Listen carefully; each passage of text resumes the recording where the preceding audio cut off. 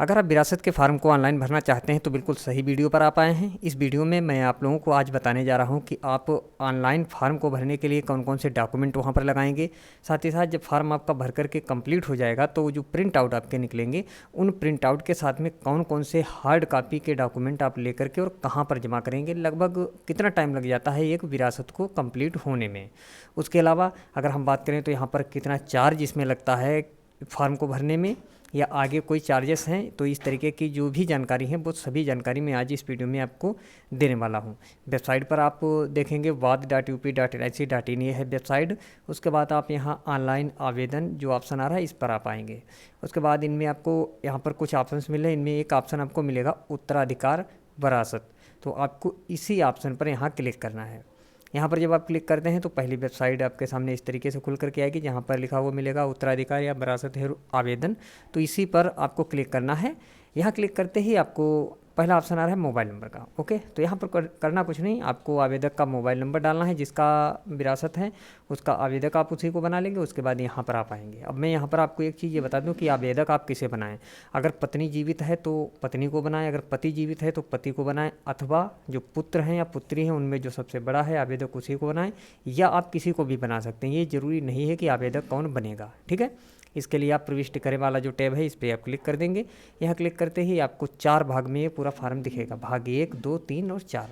पहले भाग में आपको सिर्फ और सिर्फ आवेदक का विवरण देना है, जिसके नाम से आप फार्म को अप्लाई कर रहे हैं। तो पहला ऑप्शन आ रहा है आवेदक का नाम, तो यहाँ पर आवेदक का नाम डालेंगे।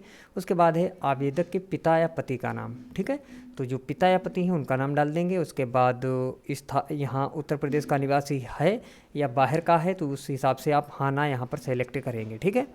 तो ये चीज़ें आपको यहाँ पर भरनी है। रही बात आधार नंबर की, तो ये ऑप्शनल है, आप डालना चाहें तो डालें, अगर नहीं भी डालना चाहें तो इसको ना डालें। इतना आप करेंगे। उसके बाद में मोबाइल नंबर है, तो यहाँ पर मोबाइल नंबर भरना ज़रूरी है, इस चीज़ का आप ध्यान रखें, मोबाइल नंबर ज़रूर भरें। उसके बाद आप मंडल चुनेंगे, जो आवेदक है उसका मंडल कौन सा है, उसका ज़िला कौन सा है, उसका तहसील कौन सा है। और उसके बाद पता का जो टैब है इसमें आप पूरा पता भर देंगे, ठीक है। उसका सुरक्षित करें और आगे बढ़े पे क्लिक करेंगे। अब यहाँ पर दूसरा जो भाग है ये है जिसकी मृत्यु हो चुकी है उससे संबंधित। अब वो पुरुष था या महिला, तो बस आपको यहाँ से पुरुष खातेदार या महिला खातेदार ये चुनना है। उसके बाद यहाँ पर लिखा हुआ आपको मिलेगा मृत्यु, तो जिसकी मृत्यु हो चुकी है उसके पिता या पति का क्या नाम था, ठीक है, तो ये चीज़ आपको यहाँ पर चुननी है। उसके बाद अगले ऑप्शन में आपको खातेदार की मृत्यु की तिथि इसको चुन लेंगे और यहाँ पर आप क्लिक करेंगे तो जो मृत्यु प्रमाण पत्र है, जो उस मृत्यु प्रमाण पत्र में जिसकी मृत्यु हुई है उसकी तिथि दी गई होगी, वो तिथि आप यहाँ पर सेलेक्ट कर लेंगे। उसके बाद यहाँ से जिसकी मृत्यु हुई है उसके पिता, पति या संरक्षक जो भी हैं उनका नाम आप भरेंगे। नाम भरने के बाद यहाँ पर ये पूछ रहा है कि जो मृतक है उसको ये जो ज़मीन है ये कहाँ से मिली थी, उत्तराधिकार से या उसने स्वयं अर्जित की थी। उत्तराधिकार का मतलब है उसने भी विरासत में पाई थी या उसने खुद से इसको खरीदा है। उसके बाद वही काम आपको फिर से करना है। जो मृतक है उसका मंडल चुनेंगे, उसका जनपद चुनेंगे, उसका तहसील, उसका ब्लॉक, उसके गांव का नाम और पूरा पता डालेंगे, उसका आधार नंबर डालेंगे और उसका मोबाइल नंबर डालेंगे।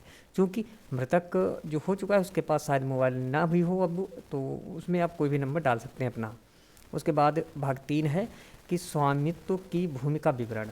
अब यहाँ से जो भूमि है, ठीक है, उस भूमि का सबसे पहले तो आपको यहाँ से चुनना है भूखंड कितने हैं।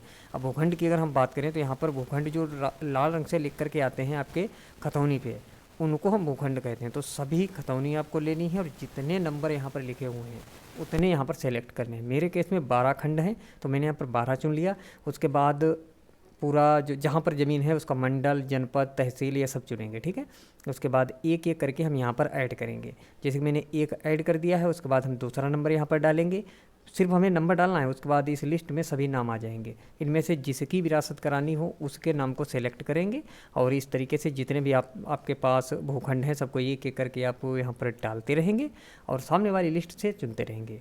मैंने यहाँ पर 12 चुने थे, तो आप देखें तो मैंने पूरे 12 खंड यहाँ पर एक एक करके सबको सेलेक्ट कर लिया है। ये काम हमारा हो गया।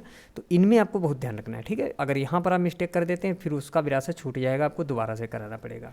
सुरक्षित करें पर यहाँ क्लिक कर देंगे और हम अगले पेज की तरफ बढ़ जाएंगे, जहाँ पर अब आपको बारिशों की संख्या देनी है।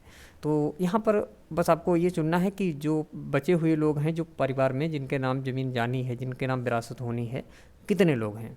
मेरे केस में एक संख्या है तो वो मैंने मान लीजिए यहाँ पर 3 सेलेक्ट कर लिया, उसके बाद वारिसों का विवरण, तो जो आवेदक है उसका भी नाम आपको यहाँ पर देना है। इस चीज़ का आप ध्यान रखें। ऐसा नहीं है कि आवेदक का नाम आपने शुरू में दे दिया और यहाँ पर ना दें, यहाँ पर आवेदक का नाम सबसे पहले आपको देना है, बाकी वही डिटेल रहेंगी जो आपने पहले भरी हैं।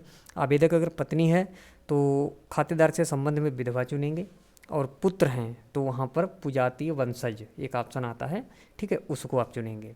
जैसे कि आप देखिए पुत्रादि पुजाति वंशज, तो इस तरीके से चुनेंगे। उसके बाद एक एक करके ऐड करेंगे और अगले पेज पर बढ़ जाएंगे। आपको यहाँ पर बता रहा है कि एक बार आप पुनः देख लें, लेकिन आपने देख लिया, फिर भी देखना चाहें तो सभी चीज़ें आप एक बार देख लें, क्योंकि फॉर्म अगर कंप्लीट हो जाता है फिर उसमें आपके लिए दिक्कत रहेगी ये कि आप उसको चेंज नहीं कर सकते। उसके बाद जैसे ही आप सुरक्षित करें पर क्लिक करेंगे तो एक आपको आवेदन संख्या मिल जाएगी और आपका फॉर्म जो है ये फॉरवर्ड कर दिया जाएगा आपके लेखपाल के पास। ओके, अब इसके बाद आपको क्या करना है, आपको इसे प्रिंट कर लेना है, ठीक है। अभी मैं आपको बता रहा हूँ प्रिंट आप किस तरीके से करेंगे। प्रिंट करने के लिए आपको इस पेज को चाहे तो आप कट कर दें या ऊपर आएँ और यहाँ मुख्य पृष्ठ जो लिखा है इस पर आए। यहाँ पर आपको ये कंप्यूटरीकृत संख्या लिखी हुई मिलेगी, उस संख्या पर आपको क्लिक करना है। इस पर जब आप क्लिक करेंगे तो इस संख्या पर क्लिक करने के बाद आपके सामने एक इस तरीके से फॉर्म खुल करके आएगा, इसे आपको प्रिंट करना है। प्रिंट करने के बाद आपको परिवार हिस्ट्री की नकल, जितने भी परिवार के सदस्य हैं सबके आधार कार्ड की फ़ोटोकॉपी, और इस तरीके जैसा कि मृतक जो है उसका मृत्यु प्रमाण पत्र, तो ये सभी डॉक्यूमेंट आपको लेकर के संबंधित अपने लेखपाल के पास जाना है और वहाँ से इस फॉर्म को सत्यापित करा करके, मतलब इस पर मोहर वगैरह कुछ नहीं लगेगा, लेकिन जो ऑनलाइन उनके पास फॉर्म आपका पहुंचा है तो उसको वेरीफाई करने के लिए वो एक बार आपके ऑफलाइन डॉक्यूमेंट को देखेंगे। तो इन डॉक्यूमेंट को जब वो देखेंगे तो इसी बेस पर आप वो क्या करेंगे कि उस आपके फॉर्म को ऑनलाइन ही फॉरवर्ड कर देंगे आपके यहाँ जो कानून को है उनको, ठीक है, जिन्हें राजस्व निरीक्षक कहते हैं, उनके पास पहुँचेगा। वो क्या करेंगे, वो उस पर रिपोर्ट लगा देंगे और उसके बाद आपका फॉर्म फीड कर दिया जाएगा और इस तरीके से आपकी विरासत हो जाएगी। तो दोस्तों उम्मीद है कि मैंने आप लोगों को इस वीडियो में कंप्लीट जानकारी दी है। फिर भी अगर आपका कोई सवाल बचा है तो आप टेलीग्राम पर हमसे संपर्क कर सकते हैं, लिंक मैंने डिस्क्रिप्शन में डाल दिया है। मिलते हैं आपको अगली वीडियो में, धन्यवाद।